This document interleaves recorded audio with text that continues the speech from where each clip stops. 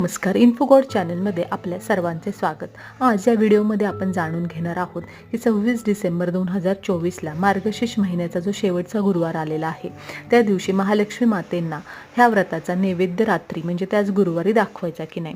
तर एकादशी आल्यामुळे ह्या गुरुवारी आपण जरी हा शेवटचा गुरुवार असला तरी नैवेद्य दाखवणार नाही आहोत. तर हा जो नैवेद्य आहे ह्या गुरुवारचा तो दुसऱ्या दिवशी शुक्रवारी दाखवायचा आहे व तुम्हाला जी काही इच्छा आहे महालक्ष्मी मातेंना नैवेद्यामध्ये करण्याची, पुरणपोळी किंवा इतर गोड पदार्थ तो करून शुक्रवारी आपण दाखवायचे व त्यानंतर उद्यापन करायचं आहे. तर गुरुवारी आपण पूजेची मांडणी करत असताना विधिवत मांडायची आहे पूजा महालक्ष्मी मातेंना. त्यांच्या समोर फळं आणि दूध साखर अर्पण करायचे, पण त्याच्यावरती पाणी शिंपडून जे नैवेद्य दाखवण्याची प्रोसेस आहे ती करायची नाही. मांडणी नेहमीप्रमाणेच करायची आहे. दिवसभर उपवास धरायचे आहे गुरुवारी, परंतु नैवेद्य शुक्रवारी दाखवायचे.